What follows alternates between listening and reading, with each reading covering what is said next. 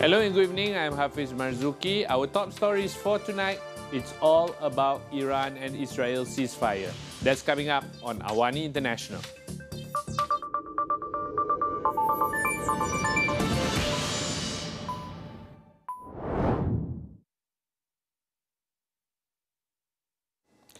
Israel has accused Iran of violating the ceasefire just less than 3 hours after President Donald Trump announced it had taken effect. According to Defense Minister Israel Katz, missiles were launched from Iran towards Israel. He has vowed to respond forcefully with what he says will be intense strikes against regime targets in Tehran. In response, Trump has warned Israel not to launch another attack on Iran, adding that the ceasefire remains in effect. In fact, he said that he is not happy that Israel fired fresh rockets at Iran, adding that he is also displeased with Iran. Tehran, however, has denied launching any missiles, saying it will uphold the ceasefire as long as Israel does the same. Its last confirmed series of missiles targeted US bases in Qatar and Iraq overnight in response to strikes on 3 of its nuclear sites over the weekend. Local Iranian media, meanwhile, has reported 2 explosions in the capital, with no further details so far. Separately, the International Atomic Energy Agency, or IAEA, says it is seeking a meeting with Iran's foreign minister to resolve the long-standing dispute over Iran's nuclear program.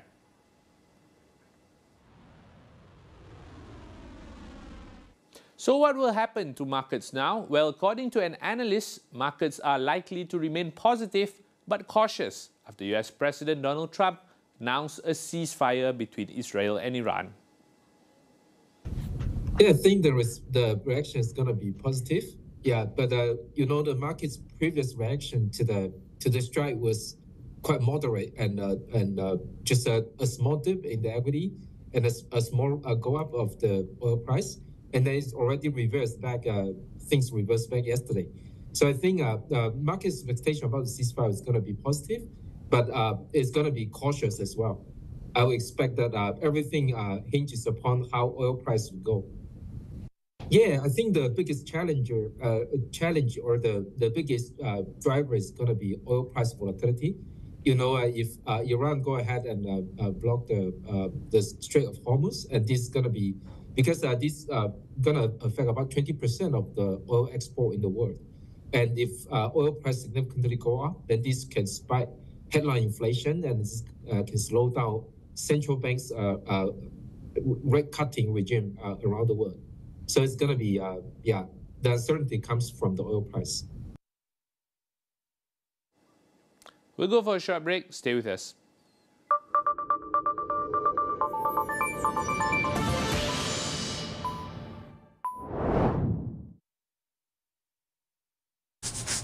Kelimomo datang lagi? Mungkin shampoo anda tidak 100%. Mari kita lihat. Gunalah Head & Shoulders menghilangkan kelimomo sehingga 100%, membasmi kegatalan, melindungi kulit kepala sehingga 48 jam supaya kelimomo dan kegatalan tidak datang lagi. Head & Shoulders. Check to clear. This is Gakpo. Great turn! That's how you respond! Nak gandakan potensi perniagaan anda? Boleh dengan Biz One Rewards. Pelbagai sokongan pemasaran. Seperti Sports Watch Party,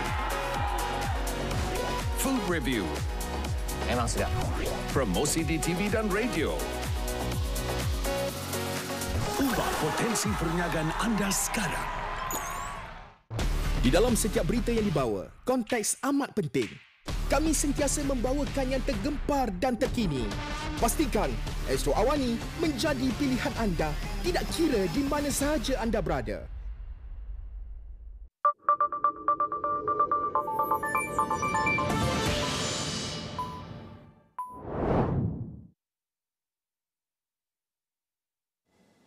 The US Supreme Court has cleared the way for the Trump administration to resume deporting migrants to countries other than their homeland. The decision overturns a lower court order that required the government to allow migrants to present the risks they face if deported to a third country. Boston-based U.S. District Judge Brian Murphy had previously issued the order on April 18th. The case involves 8 migrants from South Sudan, Cuba, Laos, Mexico, Vietnam and Myanmar who were deported in May on a plane heading towards South Sudan. The Trump administration accused them of committing heinous crimes in the US, including murder, arson and armed robbery. Commenting on today's ruling, the Department of Homeland Security said it was a victory for the safety and security of the American people. It also marks another legal win for President Donald Trump in his broader push for mass deportations. Last month, the Supreme Court allowed the Republican president to end temporary protected status for Venezuelan nationals, affecting about 350,000 migrants. Another ruling in May permitted a temporary halt to a humanitarian program that had granted nearly 500,000 migrants from Venezuela, Nicaragua, Haiti and Cuba the right to stay in the US for 2 years.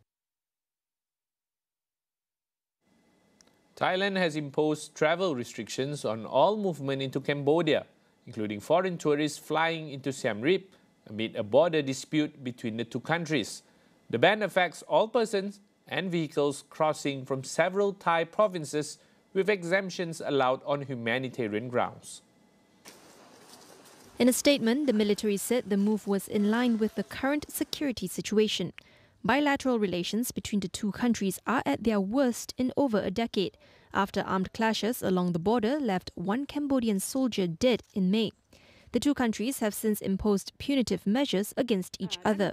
Cambodia responded by banning Thai imports, including electricity, internet services, fruits, and even Thai dramas and films.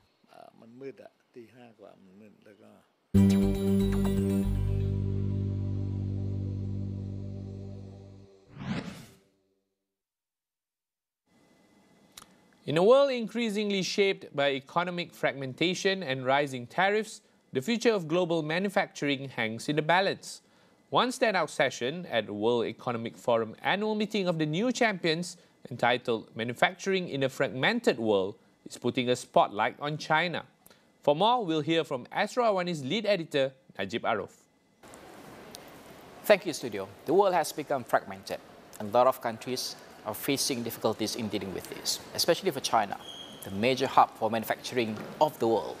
China recorded 6% growth in 2024, and we are talking about the numbers for 2025, especially in light of trade protectionism and also the trade war that's currently happening. And at the same time, we've seen a lot of geopolitical tensions has caused a lot of trouble in the international level. How does China facing these difficulties, and how does it impact manufacturing as a whole? China has to use the pressure of the trade war as a driver for industrial upgrading. In some areas where there are gaps in the chain, China has to fill those gaps and upgrade them. There's a lot to be done there.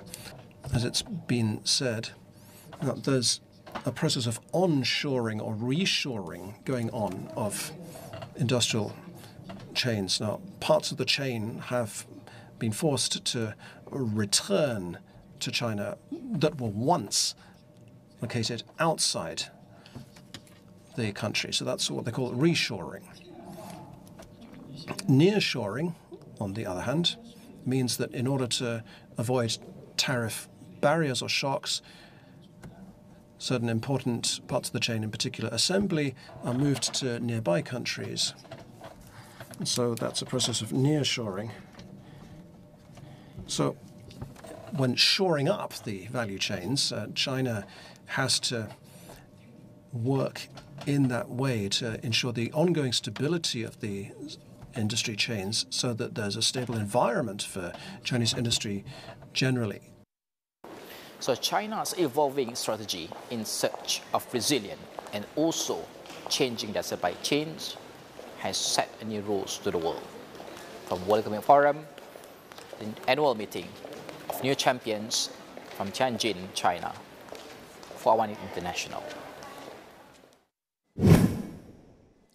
Now, earlier this month, the Trump administration launched a review of the AUKUS defense pact with Australia and UK to ensure it aligns with its America First agenda. What might this review signal for countries in the region? Dr. Paul Busbarat, Director of the Institute of Security and International Studies in Thailand weighs in. The review of the AUKUS would, have implications to Southeast Asia in general, right? I mean, like, as a middle power, we don't want to choose sides. That's probably one of the collective foreign policy gesture of ASEAN member states, right? Different way of the hedging and everything. So the review of AUKUS, whether or not it's going to be more intense or, it's going to be weakened, has to be seen, right? But then it's gonna, at least when the U.S. Pay more attention to these regions. It's like small state. You want to keep distance, but once it's not when that distance is kind of narrowed down, so you have to be cautious, right? Like for Thailand and Malaysia, as Thailand, for example, we security aligned with the United States, so we are looking at the review of AUKUS quite cautiously, whether or not it's gonna impact to our security in general, because now we have a lot of challenging especially in mainland Southeast Asia, the Myanmar issue, and whether or not the review of AUKUS gonna have the impact on how we resolve this problem, or even Thai-Cambodia conflict, right? So that probably one of interesting things to keep an eye on. As the region continues to be shaped by big power rivalries, is minilateralism the most viable path forward, or does ASEAN-centered diplomacy still hold ground? It has its own benefit, right? I mean, minilateral arrangements could speak for certain countries with the same interest. For example, we have a lot of minilateral arrangement in the Mekong sub-regions. Of course, the maritime countries in Southeast Asia will not have that much interest and stake, right, in the Mekong sub-region. So that kind of things, right? So we can see a lot of layer of the dialogue partner evolving Mekong sub-region countries. So that kind of minilateralism kind of beneficial to the development of the Mekong sub-region. So in that sense, it's beneficial. But if you look at some of the minilateral arrangements that has a security focus or evolving, or has some implications on security. For example, if you join BRICS, and at the current moment, I kind of doubt if that would be a good way for ASEAN countries. Certainly, a decade ago when BRICS, began, right? We want to join, or we kind of somehow it's a way for developing countries to increase their voice in the international system. But currently, with the rivalry between China, United States, Russia, United States, joining a BRIC could have the implications on security issues, right? I mean, if Malaysia, Thailand, well, we pledged to join the BRICS. Of course, our leaders, use economic justifications for joining BRICS or pledge the interest to join. Of course, that has some benefit, but then implications, in security issues also come out. Whether or not joining a BRICS, you have to agree at certain point with Russia and China, and that would be sort of detrimental to our foreign policy, abilities when the United States, China, and Russia, entangle in the future. And then if we join BRICS, what does it mean if China and Russia want to address or give a remark against the United States or the West? And do we have to sign that kind of agreement or declarations or statement or whatever? So in that sense, joining a BRIC could have that kind of implications that we are taking side or not. That report wraps up AWANI International tonight. Stay tuned for our reports on the rivalries, strategies, and the shifts behind the power affairs driving the new global order. Visit international.astroawani.com for more. Be sure to follow our social media accounts @PowerAffairs. I'm Hafiz Marzukhi. Thank you for watching. Good night.